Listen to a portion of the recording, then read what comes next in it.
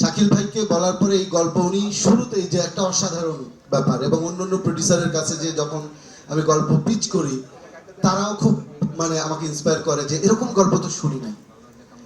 তো এইটাই হচ্ছে যে দমের জার্নির শুরুটা, এবং সবাই আস্তে আস্তে একাত্ম হওয়া শুরু করে। এবং আপনারা জানেন যে এটা অনেক আগে, হ্যাঁ, আমরা এটাকে ঘোষণাও করি। এরপরে একটা বড় লং জার্নি, স্ক্রিপ্ট রাইটিং এ অনেক সময় যায়, কারণ এটা আমরা 5th ড্রাফটে শুটিং করেছি। এটার সাথে অনেক বাংলাদেশের অনেক ভালো ভালো মেধাবী নির্মাতা এবং রাইটার যুক্ত হয়েছে অ্যাজ রাইটার হিসেবে, এবং আমরা বারবার বসেছি, ঝগড়া করেছি, নিজেদের মধ্যে চিৎকার চেঁচামেচি করেছি, এবং শেষ পর্যন্ত হয়তো একটা ড্রাফটে এসে পৌঁছাতে পেরেছি। পরবর্তীতে আসলে এই সিনেমাতে আমি নিজে তো অভিনয় করে আসলে বুঝাতে পারবো না যে কেমন দম। স্বাভাবিকভাবে আমাদের আসলে অ্যাক্টর অ্যাক্ট্রেস লাগবে, এবং সেটাই সবচেয়ে বড় চ্যালেঞ্জিং জায়গা ছিল সত্যিকার অর্থে, যে এরকম একটা জার্নি কারা কারা আসলে এই জার্নির মধ্যে এই দমটা ধরে রাখতে পারবে।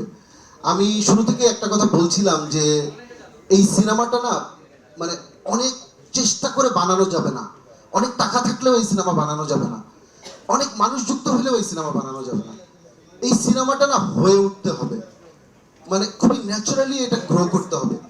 একটা জিনিস প্রকৃতিগতভাবে কিভাবে হয়ে ওঠে সবার ভালোবাসায়। তো এই সিনেমায় যারা পাত্রপাত্রী, যারা টেকনিশিয়ান, প্রত্যেকটা মানুষ যদি পরিপূর্ণ ভালোবাসা না দেয় এই সিনেমা হবে না। এই বিশ্বাসটা আমার সবসময় ছিল, এবং এটা এক ধরনের ভয়ও।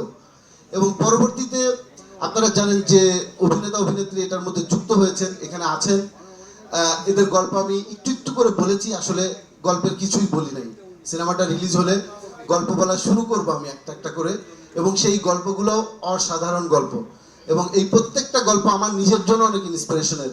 যে নিশো কিভাবে কি প্রতিকূল অবস্থায় শুটিং করেছে, পূজা ব্রিদিং মানে প্রবলেম থাকা অবস্থায় কত বড় হাইটে যে নিজের জীবনের রিস্ক নিয়ে কাজ করেছে, নিশো অসুস্থ হয়েছে দুর্গম লোকেশনে, মেডিকেল সাপোর্ট নাই, তারপরেও কিভাবে কাজ করেছে, চঞ্চল ভাই এই শীতের মধ্যে কিভাবে কাজ করেছে, এবং বাংলাদেশে যে টিমটা এসে কাজ করে সেটাও কত চ্যালেঞ্জিং জার্নি ছিল প্রত্যেকটা মানুষ।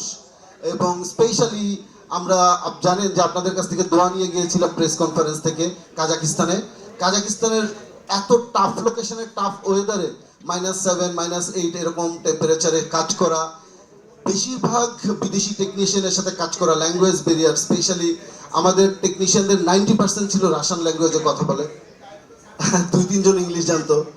খুবই অদ্ভুত একটা কমিউনিকেশন আমাদের মধ্যে ডেভেলপ করলো, না রাশিয়ান, না ইংলিশ, না বাংলা, এটা একটা ফিল্মি ল্যাঙ্গুয়েজ। এবং আমরা সবাই এই ল্যাঙ্গুয়েজটা তখনই তৈরি হয় যখন বিশ্বাস তৈরি হয়, এবং সবাই যখন একটা জিনিসে বিশ্বাস করে যে এই দম সিনেমাটা আসলে হয়ে উঠতে হবে। এবং আমাদের ডিওপিআই মিখাইল থেকে শুরু করে গ্যাফার, আইনুর, আমাদের এডি টিম, আমাদের প্রত্যেকটা এইচওডি এবং প্রত্যেকটা ক্রু কি অমাশয়িক পরিশ্রম করে এই কাজটা যে করেছে, এই গল্প এত অল্প পরিসরে বলা যাবে না। শুধু এটুকু বলে রাখি যে এই সিনেমাটা বাংলাদেশের জন্য অবশ্যই একটা গুরুত্বপূর্ণ সিনেমা হতে পারে, এবং ওয়ার্ল্ড মার্কেটে মানে পাল্লা দেওয়ার জন্য যে আমাদের যে সিনেমাগুলো দরকার, এই সিনেমাগুলো আমি মনে করি সেই জায়গায় পৌঁছাতে পারে। আপনাদের সবার সাপোর্ট লাগবে, ভালোবাসা লাগবে। আমি প্রত্যেকের প্রতি কৃতজ্ঞ, এবং সবার প্রতি আমার ভালোবাসা। Thank you.